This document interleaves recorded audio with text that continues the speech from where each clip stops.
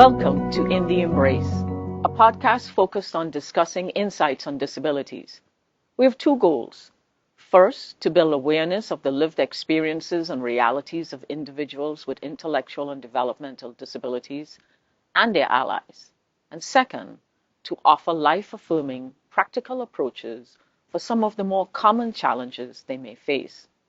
We will also celebrate the outstanding accomplishments and advances and support mechanisms, policies, and indeed the accomplishments of those living with disabilities. Our guests would include people with disabilities, parents, caregivers, and professionals. Hi, I'm Nicole Atang, Executive Director of the FIU Embrace Center for Advancing Inclusive Communities, where we aim to empower differently abled persons to live at their fullest potentials through research and innovative programming and community engagement and professional skills development. As always, we welcome you to learn more about our work at FIU Embrace and our programs and services to support individuals with disabilities by visiting fiuembrace.fiu.edu or scanning the QR code now on your screen. In today's session, we address grief, and more specifically, how to move from grief to action, an experience parents with children diagnosed with disabilities are familiar with, a common thread that starts with understanding the diagnosis and continues through the life course. It is an unwelcome companion that follows us throughout our life. The more chronic grief comes in waves that can overtake our daily lives. With me today is Dr. Yogi Hernandez Suarez, Senior Associate Dean for Student Affairs at the Herbert Wertheim College of Medicine at FIU, and Associate Professor for Obstetrics and Gynecology. Today, Yogi will be speaking with me as a parent. She's here to share her lived experience. Welcome, Yogi. Hello. Thank you for being with us. Hello, Nicole. I'm glad to be here with you. I want to start off with asking you a bit about what it was like in the early days when you just became a parent. Could you share that with us? Sure. I actually appreciate the opportunity to visit some of that with you. I think for many of us with children with disabilities, and particularly developmental or intellectual disabilities, a lot of the early times with them are a blur. There's so much going on and so much that is unlike the journey of our other peers. But the invitation to come and talk with you gave me a chance to reflect a little bit about those early days. We have twins, and they had a normal development until about the age of 2.5, and then they had regression of speech. And like many parents, and this was 32 years ago, we were told, oh, it's because they're being exposed to a different language. We had just moved to Miami. But my husband and I are both physicians, and we both knew that there was something more going on. Mm-hmm. I remember one particular moment when we went to, at that time, you go to see a lot of doctors. You move from physician to physician. And we had one neurologist who threw a ball at my son, and my son did not catch it. And he said, your son has autism, and it is, significant. And, you and your husband may need to consider institutionalizing him. Wow. And I just remember looking at my husband like this was so beyond anything that we had expected to hear. And later in that same day, you see sort of a cavalcade of professionals. We saw a woman who was an educational psychologist, and she was doing an assessment of my son. And she turned to me and she said, "He's very sweet. That is really going to help you." And I never forgot that. And that phrase has frankly stuck with me and helped me through many moments. My son is not verbal, and that is something that for two intellectuals, who are both very, well, I would say I'm more verbal than my husband, but it has been a process of coming to a place, frankly, where I can even have a conversation about it with you. And I imagine I will share that you and I are friends, and Yes. so I know you also have a journey. Yes. And everybody's journey is different, and so I think it would be good for everyone to hear sort of your early days as well. So when Kelly was born, it was a beautiful C-section. I was awake, right? The advances of modern Yes, medicine. yes. But they quickly put me to sleep because when she was born, they can visually see that there was something wrong with her eyes. And I think the doctors did not know how to speak to me. I was in my early 20s, and they whisked the baby Yes. out of the operating room fairly quickly, and I was out for certainly a few hours. And when I came to, I remember the surgeon struggling to say the words. Um, and I kept saying to him, "What do you mean?" I think I was in pure shock and disbelief. And they, at the time, because they didn't know what was wrong with Kelly and her eyes looked very abnormal, they sealed the room that I was in. And so people had to gong up, Yes. mask up to come Yes. in. And so the nurses did not come in that often. Yeah. And that time alone sort of was impactful. Yes. Because I had to sit with that grief for a long time alone. And my husband at the time could not, like most men and women, couldn't deal. And so he stayed away. And so I spent the better part of 3 days alone in that room with my daughter. And I made a point at that time that we were going to get through this somehow. I did not understand in those 3 days what my journey would have been like. Sure. I don't think anyone at that time can really visualize the whole arc, and perhaps it's good that we can't, because Perhaps. it's overwhelming. It is interesting. I think the concept of being alone in grief is real, even when you have others around you. I heard a woman describe she at one point she was so overwhelmed with what was happening, she just fell to the ground, and everyone tried to help her up. But afterwards, what she said was, what I really wanted was people to kind of stay down there with me, Right. and recognize what I needed was to be Right. sort of at rock bottom there. Right. And that visual stuck with me because I think what we need in our grief is different for different people. And, we overuse the word empathy. But in dealing and trying to support, because I have dear friends, you have dear friends, family members, well-meaning, it is it's not the golden rule. I've heard it described as the platinum rule. So don't treat others as you would want to be treated, but treat others as they would want to be treated. And it may not look like the way that you think you need to show up. Right. Because the process is it I think I'm sure it feels the same for you. And you used it in when you said the opening. It is like a wave. It comes and goes. And because we have children with developmental disorders, every developmental milestone is that reminder, that reframing, that repositioning of your reality. And But certainly holidays. Yes. Right. So Oh holidays my. is difficult. Yes, it Christmas is is. hard. Easter is hard. Watching your friends' children go out Sure. and enjoy themselves. Right. And really take advantage of what Right. it means at that time of year. And for us, it can be difficult with our children. I'm fortunate to have a second child who does not have a disability.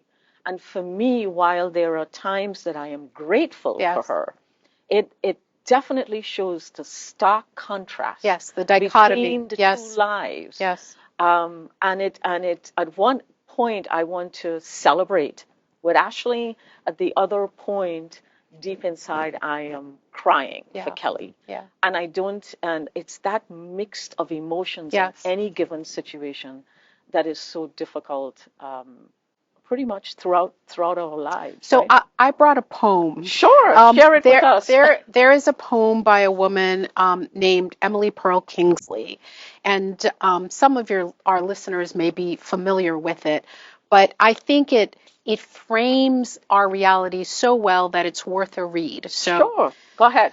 So here it is. When you're going to have a baby, it's like planning a fabulous vacation trip to Italy. You buy a bunch of guidebooks and make your wonderful plans, the Colosseum, the Michelangelo, David, the gondolas of Venice. You may learn some handy phrases in Italian. It's all very exciting. After months of eager anticipation, the day finally arrives. You pack your bags and off you go. Several hours later, the plane lands. The stewardess comes on and she says, "Welcome to Holland."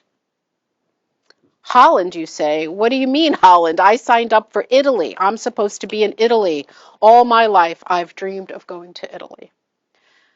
But there's been a change in the flight plan. They've landed in Holland, and there you must stay.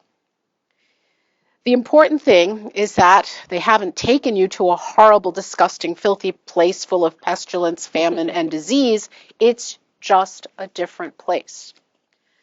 So you must go out and buy new guidebooks, and you must learn a whole new language, and you must meet a whole new group of people that you never would have met. It's a different place. It's a slower pace than Italy, less flashy than Italy. But after you've been there for a while and you catch your breath, you look around and you begin to notice that Holland has windmills, and Holland has tulips. Holland even has Rembrandts. But everyone you know is busy coming and going from Italy, and they're all bragging about what a wonderful time they had there. And for the rest of your life, you will say, "Yep, that's where I was supposed to go. That's what I had planned." And the pain of that will never, ever, ever go away, because the loss of that dream is a very, very significant loss. But if you spend your life mourning the fact that you didn't get to Italy, you may never be free to enjoy the very special, the very lovely things about Holland. And I have to say that has framed a lot for me. We have a poster of a bunch of windmills in my house to remind us of the beauty and joy and frankly delight that our son brings us. He is valuable and worthy of being on planet Earth and contributes. He has changed lives. He's certainly changed ours. And we strive to bring him joy and meaning in every way that we can. And for that reason, you know that we are very involved and grateful for Embrace and the alliance that we have with FIU and the value that FIU as a university has given to the community of people who love and care for and support adults with intellectual and developmental disabilities. Mm-hmm. What a moving poem. You know, as you were reading that, I was thinking about exactly that. I could see the visions of that time travel from Kelly being first diagnosed to now at 32. Yes. My daughter is also 32. So where would you say you are now on your grief journey? Well, I'm stable enough to sit here with you, and Yes. I can tell you that there were many years in my life where I struggled to have sort of cogent conversations about this outside of our nuclear family. Not I hope so much because of shame, but just being overwhelmed, emotionally I still I'm a professional. I've continued my practice. I've cared for my patients. It's interesting when David was first diagnosed, we thought about all those things. Should I stop working? Should I change our career trajectory? And my mother, who's very wise, she said, David did not come into the world to destroy you. David is here to be a part of us, and that includes being who you are too. And it has been extraordinary for me to continue to care for women. That's my career, as you know, as an obstetrician gynecologist. And I can't tell you the days where those interactions, those were with patients, were just as therapeutic for me as they were for the patients, in that it allowed me a chance to be myself, to have meaning, to contribute in a way that did not, for many years I felt that, I'm an autism mom. And that's not all that I am. It's just a part of you. That is correct. I understand, that point of view well. I most of Kelly's younger years was focused on Kelly and all of the services and everything that I had to bring to her. And so people will ask me, what do you do? I'm a mom of a disabled child. Yes. And that meant a lot at the time because it helped her. But I also felt deflated because I also had a career and wanted to move forward in my career. And I know that there are parents out there that have made a tremendous sacrifice, right, in terms of leaving their careers behind in order to give to their children. And that, again, comes with some grief of losing a part of who you are. So this whole notion of grief is complex. And I could see as Ashley continues to grow and she's going to get married and have children, while I will be celebrating those things, there will be times of sadness in my life to come. So I know you said that you're here today being able to speak about this. What did it take to get you here? Well, I'll be frank. I mean, I think it has taken a lot of, and I'll use the word work, right? Yeah. So that therapy and the support of a clinical therapist, the support of, I would say, a select group of friends. This ain't for everybody. Yes. And it's interesting how socially isolating it can be. But the people who choose to go on the long journey with you are gold. Yep. And clearly they're doing it because they love you, and I know that they love my kids. Yeah. And that has been a game changer for me, to have the support of friends. I'm an only child, so I'm sort of lonely on the planet as it is, but I have had, dear friends who have been with us from the beginning, who showed up even when things got very ugly. Yeah. And did not add to the drama and did not add to the shame, but rather stood by that, standing with, I think, has been great. I have I have a great marriage and a partner who is supportive in the work, and not everybody is. Yeah. And that alignment has meant everything, and has, 37 years later, has given us the strength to now start to think about, what would have been unthinkable. How do we retire? How do we find, pleasure or travel? Or, all that stuff was just unimaginable. Yep. Before. And I'll say, my generation of parents is probably still pretty traumatized, because back when there were very little supports, we were encouraged to be the therapist, right? Yes. We all learned, ABA, and we learned, how to prompting and scripting, and we got gypped out of, regular parenting. Yeah. And I'm so glad that, modern medicine and clinical practices have changed, and insurance coverage have changed, all through work and advocacy, right? And feedback from families to not pathologize that relationship, and to allow parents to be parental as opposed to therapeutic in their relationship with their children. That's been part of the joy for me, is just showing up for my kids as a parent. So I have another question for you, but I want to weave in, before we get to that, I want to weave in something that you said earlier. You said it a couple of times, is this notion of having people that will stand with you, and your support system, right? And typically a support system, we've learned to be supporters ourselves, but to fix things and to make it better for our friends who are in pain. And this is not something that can be fixed. It's not something that anything that goes away, that can be done about it, right? Right. And so I think our friends had to learn to just stand with us. Yes. And I think that's an important point. You talked about that woman who fell to the floor Right. earlier on. And I think our friends had to learn how to stand with. Yes. Right? And not try to fix, because there's nothing that can be done, but certainly be a true support.